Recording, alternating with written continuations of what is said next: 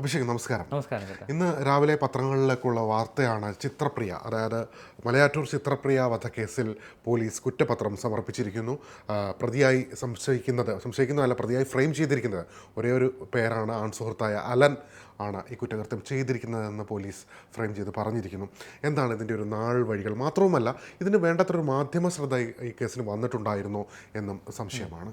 എന്താണ് അതിൻ്റെ ഒരു പ്രണയ നൈരാശ്യത്തിൽ ആസൂത്രണം ചെയ്ത് നടത്തിയ ഒരു കൊലപാതകം, അതായിരുന്നു മലയാറ്റൂർ ചിത്രപ്രിയ കൊലപാതകം എന്ന് പറയുന്നത്. ഇത് ചേട്ടൻ പറഞ്ഞതുപോലെ മാധ്യമങ്ങൾ അത്രയധികം ആഘോഷിക്കപ്പെട്ട ഒരു വാർത്തയായിരുന്നില്ല ആദ്യകാലങ്ങളിൽ. കാരണമെന്ന് പറയുന്നത് 2025 ഡിസംബർ 9 എന്ന് പറയുന്നത് കേരളത്തിലൊരു തദ്ദേശ സ്വയംഭരണ തെരഞ്ഞെടുപ്പ് നടക്കുന്ന ഒരു ദിവസമാണ്. ആ ദിവസമാണ് മലയാറ്റൂരിലെ നക്ഷത്ര തടാകം, മണപ്പാട്ടുചിറ എന്നാണ് ഈ ഒരു പ്രദേശം അറിയപ്പെടുന്നത്. ഈ പ്രദേശം എന്ന് പറയുന്നത് ഒരു നക്ഷത്ര ആകൃതിയിലുള്ള ഒരു തടാകം. അവിടെ നിന്ന് പോകുന്ന ഒരു റോഡ് നേരെ പോകുന്നത് മലയാറ്റൂർ കുരിശുമലയിലേക്കാണ്. ഇവിടെയുള്ള സെബിയൂരിലെ ആളൊഴിഞ്ഞ ഒരു പുരയിടത്തിൽ ഒരു പെൺകുട്ടിയുടെ ജീർണാവസ്ഥയിലുള്ള ഒരു മൃതദേഹം 2025 ഡിസംബർ 9 ചൊവ്വാഴ്ച കണ്ടെടുക്കുന്നു എന്നതാണ് ഈ കേസിൻ്റെ ഏറ്റവും പ്രധാനപ്പെട്ട വഴിത്തിരിവെന്ന് പറയുന്നത്. ഇതിനേതാനും ദിവസങ്ങൾക്ക് മുൻപ് 2025 ഡിസംബർ 6 ശനിയാഴ്ച, ഈ ശനിയാഴ്ചയാണ് ഈ പെൺകുട്ടിയെ മിസ്സിംഗ് കേസ്, ഈ പെൺകുട്ടി കാണാതായതുമായി ബന്ധപ്പെട്ട് ഇവരുടെ വീട്ടുകാർ കാലടി പോലീസ് സ്റ്റേഷനിൽ ഒരു മിസ്സിംഗ് കേസ് രജിസ്റ്റർ ചെയ്യുകയും ഇതിൻ്റെ പുറത്ത് ഒരു അന്വേഷണം പുരോഗമിക്കുകയും ചെയ്യുകയായിരുന്നു. അതിനിടയിലാണ് 2 ദിവസങ്ങൾക്കിപ്പുറം ഈ ആളൊഴിഞ്ഞ പുരയിടത്തിൽ നിന്ന് ഈ പെൺകുട്ടിയുടെ മൃതദേഹം കണ്ടെടുക്കുന്നത്. ഇതിലെ ഇരയെന്ന് പറയുന്നത് ചിത്രപ്രിയ ബംഗളൂരുവിൽ ഏവിയേഷൻ ബിരുദ വിദ്യാർത്ഥിനിയാണ്. ഈ വിദ്യാർത്ഥിനിയായ ചിത്രപ്രിയയ്ക്ക് സ്കൂൾ കാലം മുതലേ ഒരു പ്രണയമുണ്ടായിരുന്നു, സൗഹൃദമുണ്ടായിരുന്നു. ഈ പ്രണയ കഥയിലെ താരമാണ് അലൻ ബെന്നി എന്ന് പറയുന്ന കൊറ്റമം സ്വദേശി. ഇയാളുമായിട്ട് സ്കൂൾ കാലം മുതലേ സൗഹൃദമുണ്ടായിരുന്നു. പിന്നീട് ഈ ചിത്രപ്രിയ കോലഞ്ചേരിയിലേക്ക് സ്കൂൾ വിദ്യാഭ്യാസം മാറ്റുന്നു. അവിടെയും ഇയാളുടെ സൗഹൃദം തുടരുന്നു, പ്രണയം തുടരുന്നു. അതിനുശേഷം ചിത്രപ്രിയ ബംഗളൂരുവിലേക്ക് ഏവിയേഷൻ പഠനാർത്ഥം പോകുന്നു. അതിനിടെയാണ് ഇവർക്കിടയിലെ ബന്ധത്തിൽ വിള്ളലുകൾ വീഴുന്നത്. ഇതിലെ പ്രധാന കാരണമെന്ന് പറയുന്നത് ചിത്രപ്രിയ ഇയാളെ അവഗണിക്കുന്നു എന്നൊരു തോന്നൽ ഇയാളുടെ മനസ്സിൽ രൂപപ്പെടുന്നു. അതിൻ്റെ പ്രധാന കാരണമെന്ന് പറയുന്നത് രാത്രികാലങ്ങളിൽ അലൻ ബെന്നി ബംഗളൂരുവിലുള്ള ചിത്രപ്രിയയെ നിരന്തരം ഫോൺ വിളിക്കാറുണ്ടായിരുന്നു. ഈ ഫോൺ വിളിക്കുമ്പോൾ ഈ പെൺകുട്ടി മറുതലയ്ക്കൽ എൻഗേജിങ് ആണെങ്കിൽ ഇയാൾക്ക് സംശയം ഈ പെൺകുട്ടി തന്നെ അവഗണിച്ച് മറ്റൊരാളുമായി സൗഹൃദത്തിലാണ്, ഇയാളാണ് ഈ പെൺകുട്ടിയുടെ ഇപ്പോഴത്തെ കാമുകൻ എന്ന് ഇയാൾ മുൻവിധിയോടെ തീരുമാനിക്കുന്നു. ഈ ഒരു സംശയം പിന്നീട് ഒരു പകയായിട്ട് വളരുകയും ഇയാളെ പിന്നീട് പലതവണ ഈ ഒരു സംശയരോഗമുള്ള ഒരാളുമായിട്ട് മുന്നോട്ട് പോകാൻ സാധിക്കില്ല എന്ന് തിരിച്ചറിഞ്ഞ പെൺകുട്ടി പലവട്ടം ഇയാളെ മാറ്റി നിർത്താൻ ശ്രമിക്കുന്നുണ്ട്. അപ്പോഴും ഇയാൾ ഈ പെൺകുട്ടിയെ പൂർണ്ണമായിട്ട് ഉപേക്ഷിക്കാൻ തയ്യാറാവുന്നില്ല. അങ്ങനെ അനുനയ ചർച്ചകൾക്കായിട്ടാണ് അന്നേ ദിവസം ഈ കൊലപാതകം നടന്നു എന്ന് പറയപ്പെടുന്ന ഡിസംബർ 6 ഇയാൾ ഈ പെൺകുട്ടിയെ കാണാൻ വരുന്നത്. അന്നേ ദിവസം ഈ ചിത്രപ്രിയ നാട്ടിലേക്ക് എത്തിയതിനൊരു കാരണമുണ്ട്. അന്ന് മണ്ഡല മകരവിളക്ക് മഹോത്സവവുമായി ബന്ധപ്പെട്ട് ഈ അയ്യപ്പ സേവാ സംഘം, ഈ മലയാറ്റൂരിലെ ഇവരുടെ വീടിനടുത്തുള്ള അയ്യപ്പ സേവാ സംഘം ഏർപ്പെടുത്തിയ ഒരു ദേശ താലപ്പൊലിയോ അങ്ങനെ എന്തോ ഒരു ചടങ്ങ് ക്ഷേത്രവുമായി ബന്ധപ്പെട്ട് അവിടെ നടക്കുന്നുണ്ട്. ഇതിൽ പങ്കെടുക്കാനാണ് ചിത്രപ്രിയ ബംഗളൂരുവിൽ നിന്ന് നാട്ടിലെത്തിയത്. അങ്ങനെ നാട്ടിലെത്തി ക്ഷേത്ര ചടങ്ങുകൾക്ക് ശേഷം രാത്രി അമ്മ ഷൈനിയോടൊപ്പം വീട്ടിലേക്ക് മടങ്ങിയെത്തിയതിന് ശേഷം ഈ പെൺകുട്ടിയുടെ ഫോണിലേക്ക് അലൻ ബെന്നിയുടെ ഫോൺ വരുന്നു. ഫോണിലെ പ്രധാന കാരണമെന്ന് പറയുന്നത് എനിക്ക് നിന്നോട് സംസാരിക്കണം, അപ്പോൾ നീ ഒന്ന് പുറത്തേക്ക് ഇറങ്ങി വരണമെന്ന് പറയുന്നു. അങ്ങനെ പെൺകുട്ടി കാമുകനോട് സംസാരിക്കാൻ പോകുന്നു എന്ന് പറഞ്ഞാൽ വീട്ടിൽ നിന്ന് അനുമതി കിട്ടില്ല. അങ്ങനെ പെൺകുട്ടി സമീപത്തുള്ളൊരു കടയിലേക്ക് പോകുന്നു. പെട്ടെന്ന് താൻ തിരിച്ചു വരുമെന്ന് വീട്ടിൽ പറഞ്ഞതിന് ശേഷം വീട്ടിൽ നിന്ന് ഇറങ്ങുന്നു. വീട്ടിൽ നിന്ന് നേരെ പോകുന്നത് തൊട്ടടുത്തുള്ള റോട്ടിലേക്കാണ്.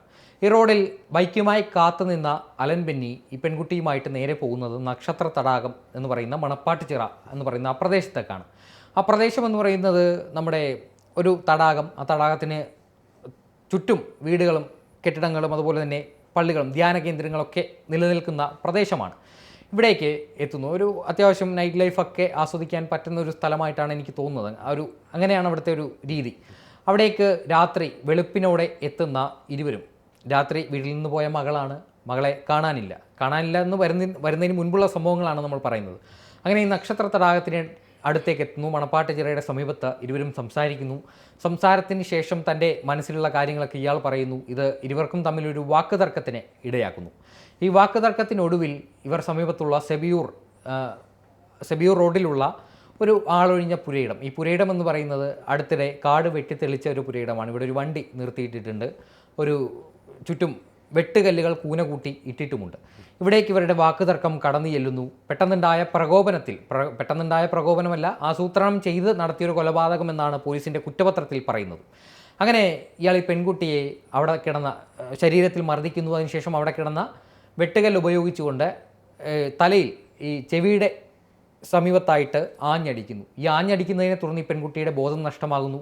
ആന്തരിക രക്തസ്രാവം, തലയൊട്ടി തകർക്കുന്ന രീതിയിലുള്ള മാരകമായിട്ടുള്ള പ്രഹരമാണ് ഈ പെൺകുട്ടിയുടെ തലയിലേറ്റത്. ഇതിനെ തുടർന്ന് ആന്തരികമായിട്ടുള്ള രക്തസ്രാവം ഉണ്ടാകുന്നു. ബോധരഹിതയായ ഈ പെൺകുട്ടി അവിടെ കിടത്തിയതിന് ശേഷം ഇയാൾ അവിടെ നിന്ന് പോകുന്നു. ഇതാണ് ഈ പെൺകുട്ടിയുടെ മരണ ദിവസം, അതായത് ഡിസംബർ 6-ാം തീയതി ശനിയാഴ്ച പുലർച്ചെ ഉണ്ടായ സംഭവം എന്ന് പറയുന്നത്. അങ്ങനെ ഈ വീട്ടിൽ നിന്ന് പോയ പെൺകുട്ടിയെ കാണാനില്ലെന്ന് കാണിച്ച് കുടുംബമാണ് കാലടി പോലീസ് സ്റ്റേഷനിൽ ഒരു കേസ് രജിസ്റ്റർ ചെയ്യുന്നത്.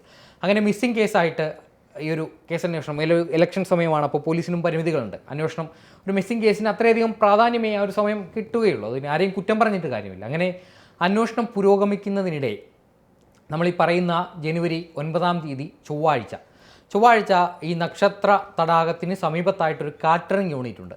ഈ കാറ്ററിംഗ് യൂണിറ്റിലെ ഒരു തൊഴിലാളി എന്ന് പറയുന്നത് ഈ ചിത്രപ്രിയയുടെ അമ്മയായിട്ടുള്ള ഷൈനിയാണ്. ഷൈനിയും പിതാവെന്ന് പറയുന്നത് വനം വകുപ്പിലെ ഒരു വാച്ചർ തസ്തികയിൽ ജോലി ചെയ്യുന്ന ഒരാളാണ്. ഇവർക്ക് ഒരു സഹോദരനും കൂടിയുണ്ട് ചിത്രപ്രിയയ്ക്ക്. അങ്ങനെ ഈ മാതാവ് ജോലി ചെയ്യുന്ന കാറ്ററിംഗ് സ്ഥാപനം സമീപത്തുണ്ട്. ഈ കാറ്ററിംഗ് സ്ഥാപനത്തിൽ ജോലി ചെയ്യുന്ന തൊഴിലാളികൾ ഈ സമീപത്തെ ഒരു പുരയിടത്തിൽ നിന്ന് അസഹനീയമായ ദുർഗന്ധം പുറത്തേക്ക് വമിക്കുന്നത് ശ്രദ്ധയിൽപ്പെടുന്നു. അങ്ങനെ ഇവരാണ് മലയാറ്റൂർ കാലടി പോലീസ് സ്റ്റേഷനിലേക്ക് ഈ ഒരു വിവരം കൈമാറുന്നു. തങ്ങൾക്ക് സംശയം പോലീസ് സ്റ്റേഷനിലേക്ക് കൈമാറുന്നത്. അങ്ങനെ കാലടി പോലീസ് സ്ഥലത്തെത്തി നടത്തുന്ന അന്വേഷണത്തിൽ അധികം തിരയാതെ തന്നെ ഈ പുരയിടത്തിൽ ഒരു പെൺകുട്ടിയുടെ മൃതദേഹം ജീർണാവസ്ഥയിൽ കിടക്കുന്നു. ഏതാനും ദിവസങ്ങളുടെ പഴക്കമുണ്ട്. അതായത് ഡിസംബർ 6-ാം തീയതി കൊല ചെയ്യപ്പെട്ട മൃതദേഹമാണ് ഡിസംബർ 9-ാം തീയതി, അതായത് 2-3 ദിവസങ്ങൾ പിന്നിട്ടിരുന്നു ആ ഒരു മൃതദേഹം അവിടെ കിടക്കാൻ തുടങ്ങിയത്. അത്രയധികം ശ്രദ്ധ അങ്ങോട്ടേക്ക് കിട്ടുന്ന സ്ഥലത്ത് അല്ലാത്തതിനാലാണ് ഇത്രയധികം ദിവസങ്ങൾക്ക് ശേഷം ഈ ഒരു കൊലപാതകം നടന്ന വിവരം പുറം ലോകത്തേക്ക് എത്തുന്നത്. ഇതെന്ന് പറയുന്നത് ഇതിനുശേഷം മൃതദേഹം കണ്ടെത്തിയതിന് ശേഷം ഈ മൃതദേഹം പ്രാഥമികമായിട്ടുള്ള ഇൻക്വസ്റ്റ് നടപടികൾ പൂർത്തിയാക്കി നേരെ കളമശ്ശേരി മെഡിക്കൽ കോളേജ് ആശുപത്രിയിലേക്ക് പ്രവേശിപ്പിക്കുന്നു. ഈ മിസ്സിംഗ് കേസ് രജിസ്റ്റർ ചെയ്ത സമയത്ത് തന്നെ പോലീസ് അന്വേഷണം നടക്കുന്നതിനിടെ ഈ ചിത്രപ്രിയയുടെ ഫോണിലേക്ക് വന്ന അവസാനത്തെ കോൾ റെക്കോർഡ് എന്ന് പറയുന്നത് CDR. ഈ CDR പോലീസ് ശേഖരിക്കുന്നു. അതിൽ നടത്തിയ അന്വേഷണത്തിൽ ഏറ്റവും ഒടുവിൽ ഈ ചിത്രപ്രിയയുടെ ഫോണിലേക്ക് വന്ന അവസാന കോൾ എന്ന് പറയുന്നത് ഈ കൊറ്റമം സ്വദേശിയായിട്ടുള്ള ഇവരുടെ ആൺ സുഹൃത്തായിട്ടുള്ള അലൻ ബെന്നിയുടേതാണ്. അങ്ങനെ അലൻ ബെന്നിയെ തിരോധാന കേസ് റിപ്പോർട്ട് ചെയ്ത് തൊട്ടടുത്ത ദിവസം തന്നെ കാലടി പോലീസ് സ്റ്റേഷനിലേക്ക് വിളിച്ചു വരുത്തി ചോദ്യം ചെയ്തിട്ടുണ്ട്. ഈ ചോദ്യം ചെയ്യലിൽ ഇയാൾ പറയുന്നത് ചിത്രപ്രിയ അന്നേ ദിവസം കണ്ടിരുന്നു, അതിനുശേഷം തങ്ങൾ സംസാരിച്ചു, അതിനുശേഷം ക്ഷേത്രത്തിൻ്റെ പരിസരത്തൊക്കെ പോയി തുടർന്ന് ഈ പെൺകുട്ടിയെ വീടിന് സമീപത്തുള്ള റോഡിൽ കൊണ്ടുചെന്ന് ആക്കിയിട്ടാണ് താൻ മടങ്ങിയത് എന്നൊരു ആദ്യ മൊഴിയാണ് ഇയാൾ പോലീസിന് കൊടുത്തത്. അത് തെറ്റിദ്ധരിപ്പിക്കുന്ന ഒരു മൊഴിയായിരുന്നു. അതിനുശേഷമാണ് ഇയാളെ പോലീസ് പറഞ്ഞയക്കുന്നു. പിന്നീട് ഈ കൊലപാതകം സ്ഥിരീകരിച്ചതിന് ശേഷം, പെൺകുട്ടിയുടെ മൃതദേഹം കണ്ടെടുത്തതിന് ശേഷം ഇയാൾ നൽകിയ മൊഴിയിലെ ആശയപരമായിട്ട് മൊഴിയിലെ വൈരുദ്ധ്യങ്ങൾ ചൂണ്ടിക്കാട്ടി പോലീസ് പിന്നെയും കസ്റ്റഡിയിലെടുക്കുന്നു. ഒരു പ്രിവെൻറ്റീവ് അറസ്റ്റ് രേഖപ്പെടുത്തുന്നു. അത് BNS 170 പ്രകാരം ഒരു കുറ്റകൃത്യം ചെയ്തു എന്ന് വിചാരിക്കുന്ന പോലീസ് അന്വേഷണ ഉദ്യോഗസ്ഥൻ വിചാരിക്കുന്ന ഒരാളെ പ്രിവെൻറ്റീവ് അറസ്റ്റ് രേഖപ്പെടുത്താനുള്ളൊരു അധികാരം പോലീസിന് കൊടുക്കുന്ന ഒരു വകുപ്പാണ് BNS 170 എന്ന് പറയുന്നത്. അത് ഏറ്റവും അത്യധികമായിട്ട് അതിൽ വിവേചനാധികാരമുള്ളത് മജിസ്ട്രേറ്റിന് മുന്നിൽ ഹാജരാക്കുന്ന ഒരു പ്രതിയെ കുറ്റക്കാരനല്ല എന്ന് മജിസ്ട്രേറ്റിനെ ബോധ്യപ്പെട്ടാൽ അയാളെ റിലീസ് ചെയ്യാൻ അദ്ദേഹത്തിന് ഉത്തരവിടാം. അങ്ങനെ ഇയാളെ പ്രിവെൻറ്റീവ് അറസ്റ്റ് രേഖപ്പെടുത്തുന്നു. പിന്നീട് ഈ പെൺകുട്ടിയുടെ മൃതദേഹം ഈ കളമശ്ശേരി മെഡിക്കൽ കോളേജിൽ പോസ്റ്റ്മോർട്ടം നടപടികൾ പൂർത്തിയാക്കുന്നു. അതിൽ വന്നിരിക്കുന്ന റിപ്പോർട്ട് എന്ന് പറയുന്നത് ക്രൂരമായ മർദ്ദനം, ശരീരമാസകലം മർദ്ദനം ഏറ്റ പാടുകളുണ്ട്. ഇതുകൂടാതെ മരണകാരണമായത് ഈ ചെവിയുടെ പിന്നിലായിട്ട് തലയിൽ ഏറ്റ മാരകമായിട്ടുള്ള മുറിവ്. ഇത് ഈ വെട്ടുകല്ല് ഉപയോഗിച്ചുള്ള ക്രൂരമായ മർദ്ദനം കൊണ്ട് ആന്തരികമായിട്ടുള്ള രക്തസ്രാവമുണ്ടായാണ് മരണപ്പെട്ടതെന്ന പോസ്റ്റ്മോർട്ടം റിപ്പോർട്ട് വരുന്നു. ഇവിടെ പോലീസ് ഈ ഒരു കൊലപാതകം നടന്നുവെന്ന് പറയപ്പെടുന്ന പ്രദേശത്ത് നിന്ന് ഈ വെട്ടുകല്ല്, കൊലപാതകത്തിന് ഉപയോഗിച്ച കല്ല്, രക്തം കട്ടപിടിച്ച് കിടക്കുന്ന വെട്ടുകല്ലടക്കം പോലീസ് കണ്ടെടുത്തിട്ടുണ്ട്. അങ്ങനെ ഇയാളാണ് കുറ്റം ചെയ്തത്, കുറ്റവാളി എന്നൊരു നിഗമനത്തിലേക്ക് പോലീസ് എത്തുന്നു. ഇയാളെ അറസ്റ്റ് രേഖപ്പെടുത്തുന്നു. അതിനുശേഷമാണ് ആ ഇടയ്ക്ക് കുറേ CCTV ദൃശ്യങ്ങളൊക്കെ പുറത്തു വന്നിരുന്നു. ഈ 2 കപ്പിൾസായ ആളുകൾ ഈ 2 ബൈക്കുകളിലായിട്ട് ഒരു ജംഗ്ഷനിലേക്ക് പോകുന്നു. അവിടെ ഒരു പെൺകുട്ടി മാത്രം ഇറങ്ങുന്നു. അത്തരത്തിലൊരു ദൃശ്യങ്ങൾ പോലീസ് പുറത്തുവിട്ടു എന്ന പേരിൽ വ്യാപകമായിട്ട് പ്രചരിച്ചിരുന്നു. എന്നാൽ പിന്നീട് പെൺകുട്ടിയുടെ കുടുംബം തന്നെ ഇത് ചിത്രപ്രിയ അല്ല എന്ന് കാണിച്ചുകൊണ്ട് രംഗത്തെത്തി. അത് വലിയ വിവാദമാവുകയും ചെയ്തിരുന്നു. എന്നാലും ഒരു പ്രണയ പകയെ തുടർന്നുള്ള കൊലപാതകമാണ്. ഏകദേശം 167ഓളം സാക്ഷികളെയാണ് ഈ കുറ്റപത്രത്തിൽ ഉൾപ്പെടുത്തിയിരിക്കുന്നത്. 200 പേജുള്ള കുറ്റപത്രമാണ് പെരുമ്പാവൂർ കോടതിയിൽ ഹാജരാക്കി. ഇനി അതിൻ്റെ നടപടികളൊക്കെ പുരോഗമിക്കുക എന്തായാലും എറണാകുളം അഡീഷണൽ സെഷൻസ് കോടതിയിലായിരിക്കും. എന്തായാലും ഇത്തരത്തിലുള്ള പ്രണയക്കൊലകൾ നമ്മുടെ കേരളത്തിൽ ധാരാളമായിട്ട് നടക്കുന്നുണ്ട്. ഇത് ചിത്രപ്രിയ മാത്രമല്ല, അതിന് മുൻപും ധാരാളം ഉദാഹരണങ്ങൾ ഉണ്ടായിട്ടുണ്ട്. ഒരു ബന്ധത്തിൽ ഒരാൾക്ക് വിശ്വാസ്യത ഇല്ല എന്ന് തോന്നി തുടങ്ങിയാൽ, പരസ്പരം ആ ബന്ധം മുന്നോട്ട് കൊണ്ടുപോകാൻ സാധിക്കില്ല എന്ന് തോന്നി തുടങ്ങിയാൽ അതിൽ നിന്ന് പിന്തിരിയുക എന്നതാണ് രണ്ടുപേരുടെയും സുരക്ഷയ്ക്ക് നല്ലത്. നമുക്ക് ഒരാളെയും ഒരു റിലേഷൻഷിപ്പ് എന്ന് പറയുന്നത് അതിനകത്തൊരു സൗഹൃദം ഉണ്ടാകാം, പ്രണയം ഉണ്ടാകാം, ലൈംഗികത ഉണ്ടാകാം, അങ്ങനെ പല കാരണങ്ങളുണ്ടാകാം. പക്ഷേ ആ ഒരു ബന്ധം ആസ്വദിക്കുന്ന കാലം വരെ, രണ്ടു പേരും ആസ്വദിക്കുന്ന കാലം വരെയേ അത് മുന്നോട്ട് കൊണ്ടുപോകാൻ പറ്റുകയുള്ളൂ. അല്ലാതെ ഒരാൾ മാത്രം ആ ഒരു റിലേഷനിൽ സ്റ്റിക്ക് ചെയ്താൽ ഉണ്ടാകുന്ന പ്രശ്നങ്ങളാണ് പെട്ടെന്ന് പ്രകോപനമുണ്ടാകുകയും തുടർന്ന് ഇത്തരത്തിലുള്ള ദാരുണമായ സംഭവങ്ങളിലേക്ക് പോവുകയും ഒക്കെ ചെയ്യുന്നത്. എന്തായാലും മറ്റൊരു ചിത്രപ്രിയ ഉണ്ടാവാതിരിക്കട്ടെ എന്ന് മാത്രമേ നമുക്ക് പറയാൻ പറ്റൂ. ഇപ്പോൾ റിലേഷൻഷിപ്പുകളുടെ കാലമാണ്, പലതരത്തിലുള്ള ബന്ധങ്ങളാണ്.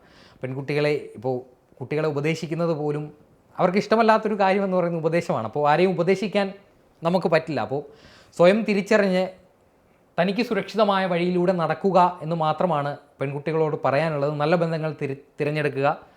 മോശം തീരുമാനങ്ങൾ തങ്ങളെ ജീവിതകാലം മുഴുവൻ ബാധിച്ചേക്കാവുന്ന തീരുമാനങ്ങളാണെന്ന് തിരിച്ചറിയുക. എന്നാൽ ഈ പ്രണയങ്ങൾ ഒക്കെ ടോക്സിക് റിലേഷനായി മാറുമ്പോൾ അത് വലിയ ബുദ്ധിമുട്ടാണ് ഉണ്ടാക്കുന്നത്. ഒന്നാമത് പ്രായത്തിൻ്റെ പക്വതയില്ലായ്മ. എന്തായാലും അത്തരത്തിലുള്ള കാര്യങ്ങളിലേക്ക് അലൻബെനിക്കും 21 വയസ്സ് മാത്രമാണ്. അതെ, അതാണ് വിസ്മയപ്പെടുന്നത്. അയാൾക്കും ഒരു മാതാവുണ്ട്, പിതാവുണ്ട്. തങ്ങളുടെ മകൻ ആ ഒരു ചെറുപ്രായത്തിൽ തന്നെ ഇത്ര ക്രൂരമായൊരു കൊലപാതകം നടത്തി ജയിലിലേക്ക് പോവുക എന്നത് ആ മാതാപിതാക്കൾക്കും താങ്ങാനാവുന്ന വേദനയല്ല. അപ്പോൾ ഇങ്ങനെയുള്ള ഇരകളും പ്രത്യേകിച്ച് ദൂരദിക്കുകളിലൊക്കെ പഠിക്കാൻ പോകുന്നവർക്ക് മാതാപിതാക്കൾ കൃത്യമായ ശ്രദ്ധ ഉണ്ടാവട്ടെ. ഒപ്പം തന്നെ പക്വമായ ചിന്തിക്കാൻ, പരിധിയിൽ കടന്നവരുടെ സ്വാതന്ത്ര്യത്തിലേക്ക് കൈ കടത്തുന്നത് അവരും ഇഷ്ടപ്പെടുന്നില്ല. പക്ഷെ പക്വമായി ചിന്തിക്കാൻ ഇവർക്കൊക്കെ സാധിക്കട്ടെ എന്ന് ആശംസിക്കുന്നു.